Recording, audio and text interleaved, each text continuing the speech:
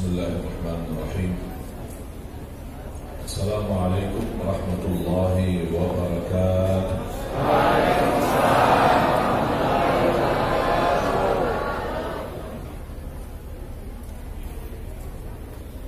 Alhamdulillahi rabbil alamin. Asyhadu an la ilaha illallah wahdahu la syarika lahu waliyyus salihin. وأشهد أن سيدنا ونبينا محمدا عبده ورسوله الصادق الأمين. اللهم صل وسلم وبارك على سيدنا محمد وعلى آله وصحبه ومن تبعهم بإحسان إلى يوم الدين. سبحانك لا علم لنا إلا ما علمتنا إنك أنت العليم الحكيم. Para alim ulama, para kiai, para asatiz, para tuan guru yang saya cintai, seluruh pengurus Yayasan Wakaf Masjid At-Taubah, para asatiz, santri, para wali murid, bapak-bapak, ibu-ibu, kaum muslimin muslimat, semoga senantiasa dimuliakan dan dipakai Allah Subhanahu wa taala. Alhamdulillah, syukurillah,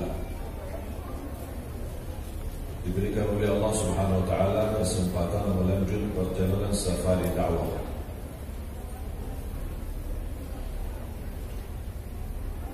Dan insyaallah mulai tahun 2021 kita akan memaksimalkan gerakan 1000 titik yang akan kami kunjungi di seluruh Indonesia,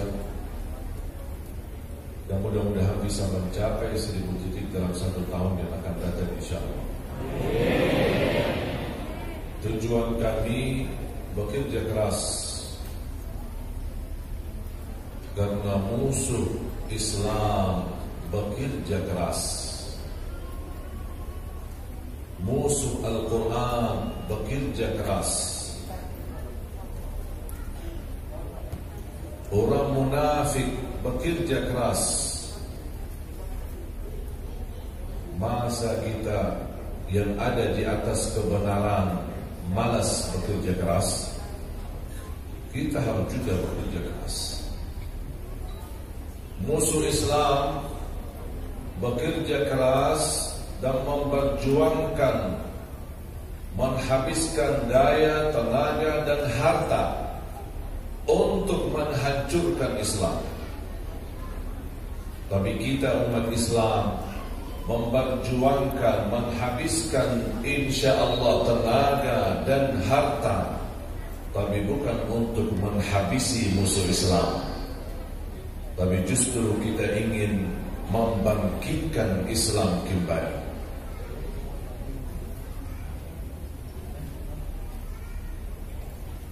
Walaupun mereka sebagai musuh bertarget untuk menghancurkan Islam, kita tidak ada niat menghancurkan musuh Islam, tapi kita ingin bangkitkan akhlak Nabi Muhammad sallallahu alaihi wasallam.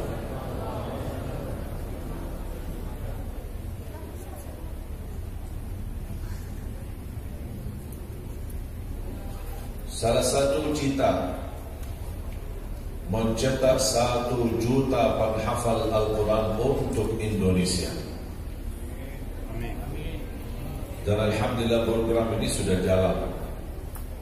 Memang angka besar, tapi saya percaya sejauh manapun jarak perjalanan, kalau kita berlangkah pasti akan sampai.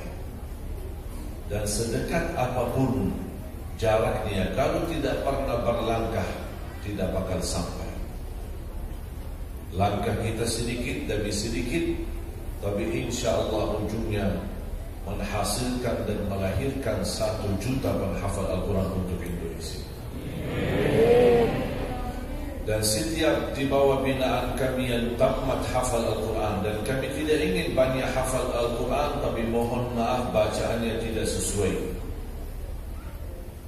Sedih ketika saya kunjungi ke pesantren atau beberapa rumah tahfiz, Ada yang sudah hafal 15, ada yang sudah hafal 20, ada yang bahkan sampai sudah 30. Tes Al-Fatihah banyak salah. Al-Fatihah aja masih salah. Lebih baik hafal sedikit tapi dengan dasar bacaan benar. Kalau bisa sesuai bacaan Nabi Muhammad sallallahu alaihi wasallam. Apa kita bisa baca seperti Nabi Muhammad? Sangat bisa. Dan ada ilmunya, ada ijazahnya, dan ada sanadnya.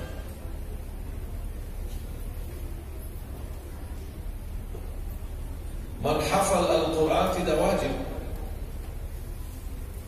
tapi membaca Al-Quran dengan benar itu wajib. Man lam yujawwidil Qur'ana fahuwa athimun. Yang tidak mentajwidkan ayat dan membaca dengan benar, dia telah berbuat dosa. Jadi tugas para guru ngaji sangat berat. Bukan hanya sebatas mengajarkan banyak hafalan dan mengejar target hafalan, tapi harus diutamakan perbaiki huruf, sempurnakan tajwid. Itu yang kita sebutkan talaqi. Bisa saja mungkin anak santriwati tidak bisa ilmu tajwid, tapi secara praktik dia baca benar. Rasulullah SAW tidak mengajarkan izhar, idgham, iqlab, mad tabi'i, mad muttasil, mad munfasil. Rasul baca, sahabat ikut sesuai bacaan Nabi Muhammad. Itu namanya talaqi. Dan saya belajar dari guru saya, seorang ulama dari Pakistan. Beliau mengajarkan tanpa ilmu tajwid, tapi praktik. Begini bacaannya, begitu bacaan Rasulullah SAW, begitu panjangnya, begitu pendeknya, begitu tajwidnya, begitu suaranya, sallallahu alaihi wasallam. Dan itu yang kita butuhkan, talaqi. Sama seperti Nabi Muhammad talaqi Al-Quran dari malaikat Jibril, dan malaikat Jibril mentalaqi Al-Quran dari Allah Subhanahu wa ta'ala, dan terus bersambung sampai saat ini. Makanya setiap orang di bawah binaan kami tamat hafal 30 juz, kami hadiahkan umrah. Sebenarnya tujuan saya bukan umrah, tapi saya harap mereka bisa sekalian setor hafalan di hadapan ulama dan imam besar di tanah suci Makkah dan Madinah. Dan alhamdulillah rata-rata yang kami kirimkan ke Madinah sudah puluhan, mereka pulang dari sana sudah membawa ijazah sanad sampai Rasulullah sallallahu alaihi wasallam.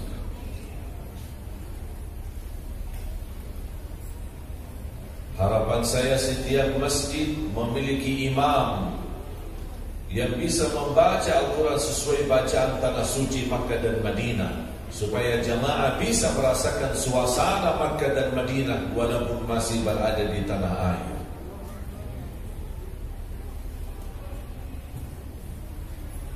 Dan selalu saya berdoa, ya Allah, aku mohon jangan cabut nyawa saya sambil menjadi kenyataan 1 juta penghafal Al-Quran. Itu selalu doa saya. Sampai saya selalu pesan sama ayah ibu, tolong doakan. Tidak boleh saya mati sebelum 1 juta penghafal Al-Quran menjadi kenyataan. Indonesia terkenal negara terbesar penduduk Islam. Tunggu satu saat Indonesia akan terkenal negara terbesar para penghafal Al-Quran sedunia. Tidak ada yang mustahil. Ini kalamullah, Quran, bukan kitab biasa, bukan kitab manusia, bukan buku buatan manusia.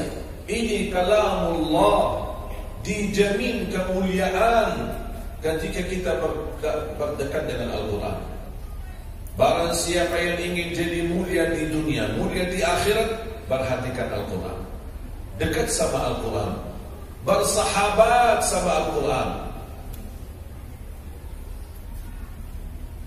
agar kita mendapatkan syafaatnya Al-Quran.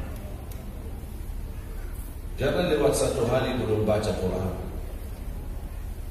Tingkatkan, kalaupun belum bisa baca dengan benar, tingkatkan simak, dengar Al-Quran. Dan itu salah satu sunnah dari Nabi Muhammad yang cukup hilang di tengah masyarakat. Rasulullah sallallahu alaihi wasallam pernah bersabda kepada Abdullah bin Mas'ud, "Ya Ibn Mas'ud, iqra' alayya." Bacakan Al-Quran, wahai Ibnu Mas'ud.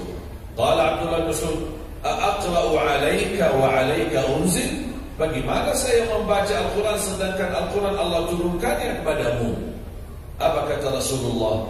"Inni uhibbu an asma'ahu min ghairi." Aku lebih cinta dan suka mendengar Al-Quran daripada orang lain. Dan kata guru saya, "Wal qari'u wal mustami'u ajruhuma sawa." Yang membaca sama yang simak, mendengar, pahalanya sama. Setiap satu huruf 10 kebaikan.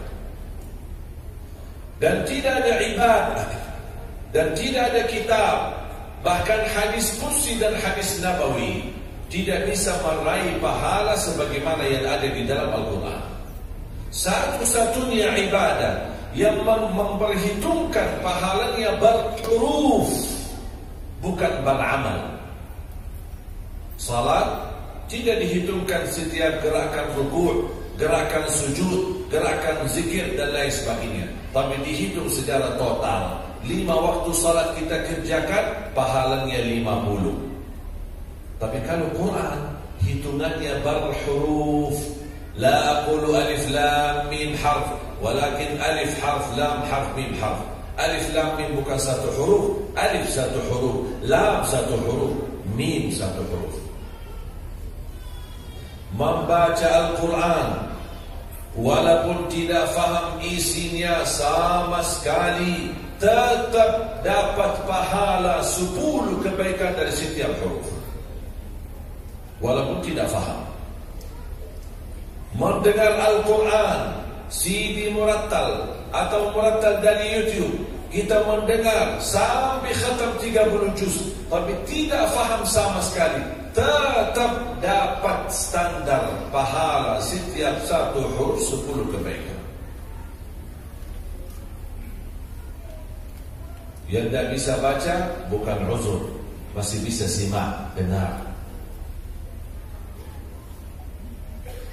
Ada seorang wanita namanya Kaila. Bapak Ibu ingat gak nama itu Kaila? Ingat Bu? Ingat Kaila? Siapa Kaila? Siapa? Hah? Beserta Hafiz Indonesia. Emang Ibu suka nonton Hafiz Indonesia? Bagus ya? Alhamdulillah. Berkah Hafiz Indonesia. Salah satu ikhtiar yang menjadi wasilah terbangkit perhatian Al-Quran di kalangan anak-anak. 7 tahun berturut-turut Hafiz Indonesia menjadi acara favorit dan acara terbaik. Jangankan disukai orang Indonesia, sampai di negeri Arab nonton acara Hafiz Indonesia. Walaupun mereka tidak faham bahasa Indonesia, tapi mereka simak bacaan Al-Quran. Kaila buta. Salah satu tahun yang lalu dia pernah ikut menjadi peserta Hafiz Indonesia. Di waktu itu kurang lebih hafal 7 atau 8 juz kalau tidak salah. Kemarin tanggal 17 Agustus ketika saya ditugaskan mengisi acara di TVRI, Doa untuk Negeri. Di situ saya bertemu dengan Kaila. Masya Allah, Kaila rindu sekali tidak ketemu lama. Kaila sudah hafalannya sampai mana? Saya kira mungkin dia jawab sudah 10 juz, 12 juz, 20 juz, 2 tahun yang lalu hafal 8 juz kurang lebih. Hakailah udah berapa? Alhamdulillah sudah 30 juz. Buta.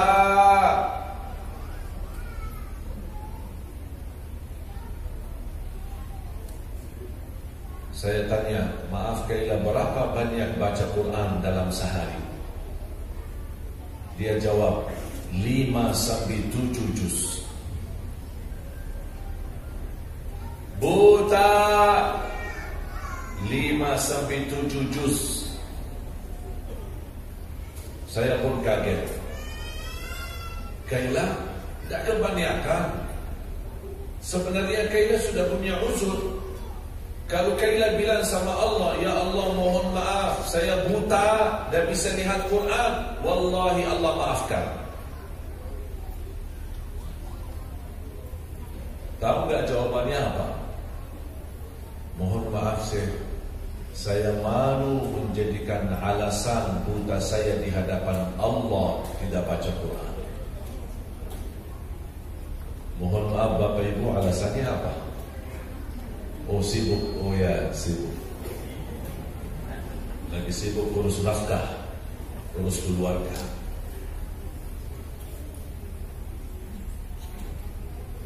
Boleh ada uzur.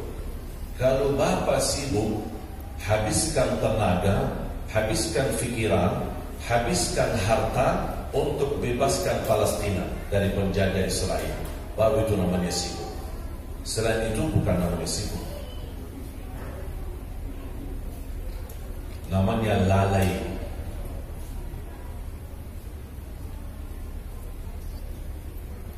Sedih kalau bisa kita lihat rumah masyarakat, rumah umat Islam bisa berhari-hari lewat tapi tidak terdengar suara Al-Quran dalam rumah. Saya pernah lewati satu kampung bersama teman saya. Rasanya merindukan suara Al-Quran dari rumah. Biasanya dengar dari masjid. Dari masjid ada speaker keluar, ada suara sebelum azan, terdengar tilawat Al-Quran. Tapi dari rumah hampir jarang. Pas begitu lewati satu kampung, saya dengar suara Al-Quran dari sebuah rumah. Saya nangis, Alhamdulillah ya Allah, ada rumah ini lagi mendengar mensetelkan Al-Quran di dalam rumah itu. Sampai teman saya, kayaknya Syekh salah faham. Kenapa? Ini ke rumah ini ada orang meninggal kemarin. Oh, jadi Al-Quran diturunkan untuk dibacakan untuk orang meninggal. Terus kita yang hidup gimana? Dah butuh Quran. Na'udzubillah.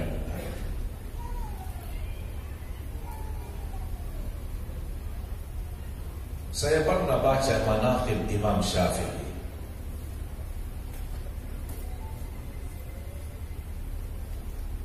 Waktu itu saya masih sekolah SMP di Madinah. Saya kan lahir besar Madinah. Asli Madinah. Asli Arab. Beliau Pakistan. Saya cinta Pakistan. InsyaAllah sebentar lagi saya silaturahim ke negara Pakistan. Banyak guru-guru. Dan sejarah tahfizul Quran di Makkah dan Madinah yang menyebabkan bisa kemakmuran tahfizul Quran dan sekolah tahfizul Quran di Madinah dan di Makkah, wasilahnya orang Pakistan. Guru saya menceritakan mereka berhijrah zaman Raja Abdul Aziz. Mereka membawa pelajaran Al-Quran di Makkah dan Madinah.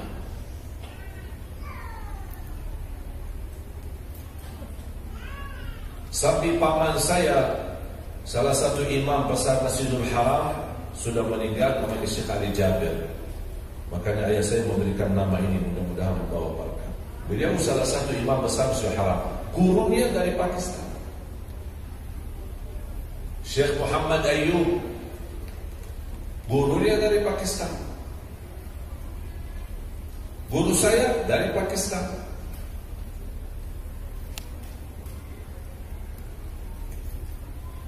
Dan luar biasa sejarah perjuangan negara Pakistan untuk Al-Quran.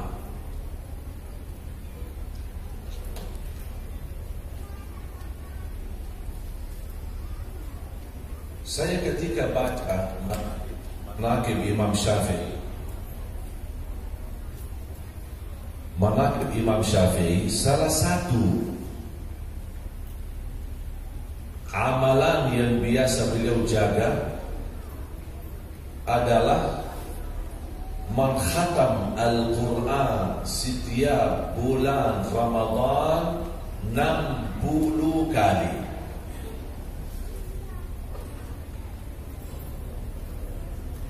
Berapa? Dalam satu Ramadan.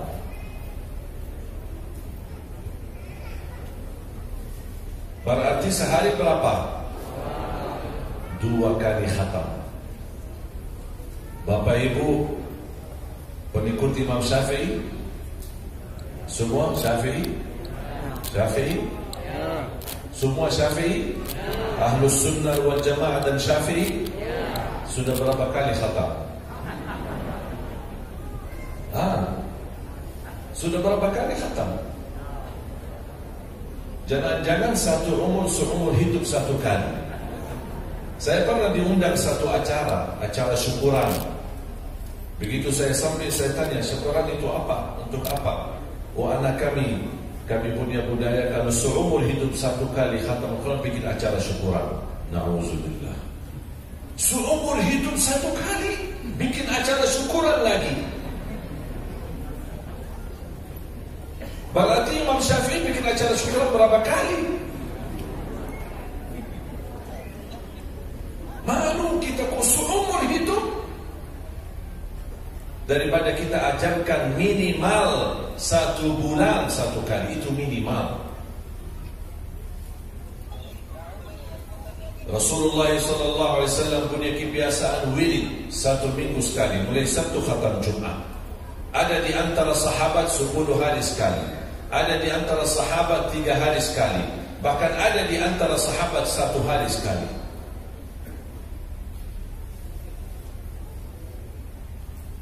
Dan Rasulullah SAW mengajarkan Iqra'ul Qur'an fi kulli syahrin marrah.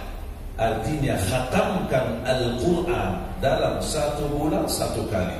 Artinya setiap 1 hari 1 juz. Dan itu untuk orang yang paling malas. Mohon maaf kalau bisa berbulan-bulan lewat dan belum berhasil khatam Al-Quran, baca maupun simak. Mohon maaf kalau belum bisa baca, simak, dengar, bisa khatam lewat dengar, murattal. Ikuti sampai selesai. Dah usah sekaligus seperti Imam Syafi'i. Dah apa cicil, Allah terima cicilan. Allah terima. Dah apa cicilan sedikit-sedikit.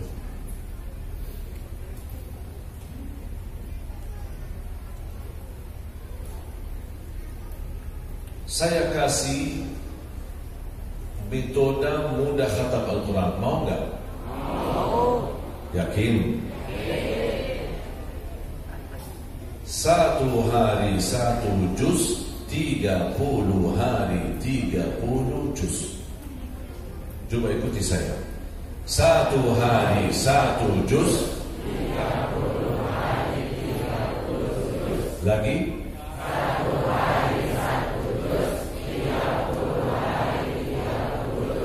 Sekali lagi. 1 hari 1 juz, 30 hari 30 juz. Enteng enggak? Enteng. Ayo tinggal amalkan, sudah. Enteng banget. Siap? Atau fikir-fikir dulu? Atau mau kira-kira cara lebih mudah lagi? Mau. Saya sudah hafal karakter orang Indonesia. Orang Indonesia tidak suka ribet, tidak suka susah. Orang Indonesia mau mudah ingat, mudah hafal, mudah amalkan, dan masuk surga. Itu orang Indonesia. Setuju? Makanya saya kasih. Semenjak saya tahu karakter orang Indonesia, kayaknya 1 juz 1 hari tidak cocok. Kira-kira ada yang lebih mudah? Ternyata terketemu metode. Dan ini metode mudah tidak laku di Arab, hanya di Indonesia. Kalau kita tawarkan di Arab ini, mana kita? Makanya saya kasih lebih mudah lagi. Tak apa. Kan kemampuan kan beda-beda. La yukallifullahu nafsan. Rasulullah SAW prinsip agama berdakwahnya, kalau ada pilihan dua hal, mudah dan baik, Rasul mengambil yang mudah, bukan mengambil yang baik. Ada baik, ada mudah, ada yang lebih baik, tapi Rasul mengambil yang mudah. Kenapa? Karena tidak mau membebani umatnya. Prinsip saya sama, memberi yang mudah, bukan harga yang baik. Apalagi kalau dapat yang baik dan mudah.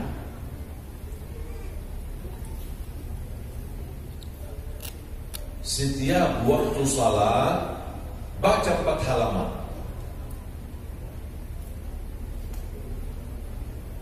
Empat halaman berarti 2 lembar. 1 juz 20 halaman. Kalau kita bagi subuh 4 halaman, zuhur 4 halaman, asar 4 halaman, maghrib sama, dan isya, total berapa? 20 kali 4, maaf 5 kali 4, 20. Sudah khatam 1 juz. Cocok?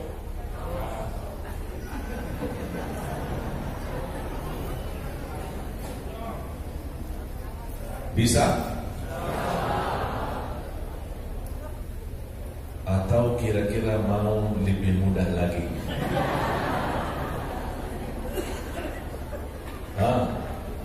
Mau lebih mudah lagi?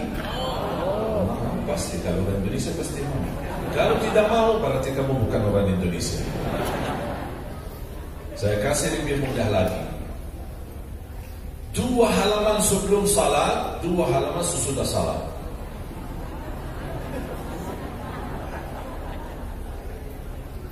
2 halaman sebelum. Tahu tak 2 halaman maksudnya apa? Satu kertas. 1. Cuma 1.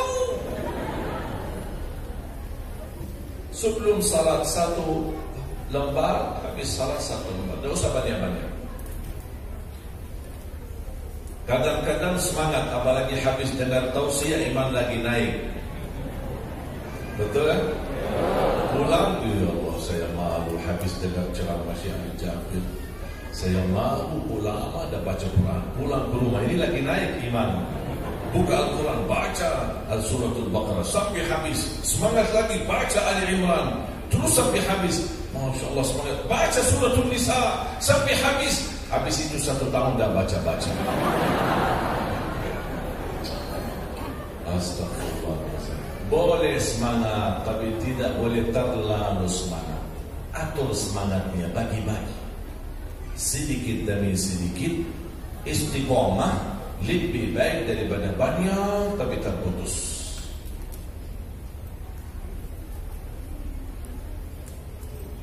Cocok? 1 lembar sebelum salat, 1 lembar habis. Sungguh mudah. Saya yakin mudah. Dan bisa baca HP yang ada Quran sambil duduk di masjid menunggu azan 5 menit, setelkan. Tak sampai 5 menit, setelkan CD atau dari HP, YouTube atau apa, baca 1 halaman. Begitu selesai 1 lembar, stop. Habis salat lanjut lagi. Kalau masih ada waktu, jangan tambah-tambah. Sudah stop dulu, stop. Istiqamah dulu ini. Diistiqamahkan dulu, jangan tambah.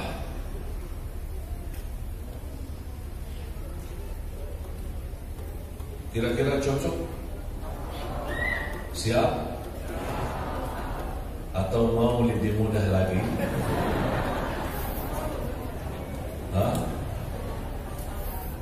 Masih mau lebih mudah lagi?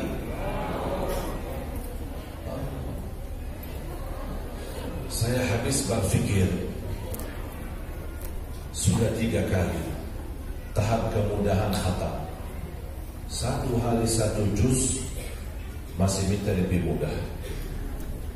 4 halaman waktu salat masih minta lebih mudah. Saya fikir-fikir gimana? Oh ya, udah 2 halaman sebelum salat, 2 halaman habis salat. Tapi masih juga minta yang mudah. Saya fikir lagi. Alhamdulillah dapat. Ternyata yang saya sampaikan itu 2 halaman sebelum salat, 2 halaman sesudah salat. Itu metode yang termudah bagi orang yang paling malas.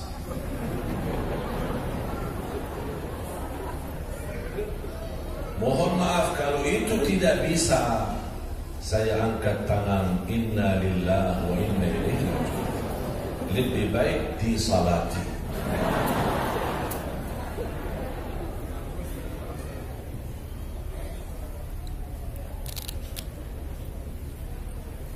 Saya tanya Bapak Ibu, kira-kira bacaan dan khatam Al-Quran hanya baca, bukan hafalan ya, saya tidak bicara hafalan, tilawah saja, baca. Kira-kira mudah atau susah? Tak apa sampai kita tukar fikiran. Yang berkata mudah angkat tangan. 1, 2, 3, 4. Yang berkata susah untuk khatam Al-Quran angkat tangan. Tak apa jangan malu, kita kan tukar pikiran, tukar. Saya juga angkat tangan nih. Yang merasa Al-Quran itu saya ingin, tapi agak ikut susah-susah ya. Saya tahu alasannya kenapa susah. Boleh pinjam Quran? Quran. Agak sedikit besar Quran, ini terlalu kecil, kalau bisa agak. Jangan terlalu besar tapi sedanglah.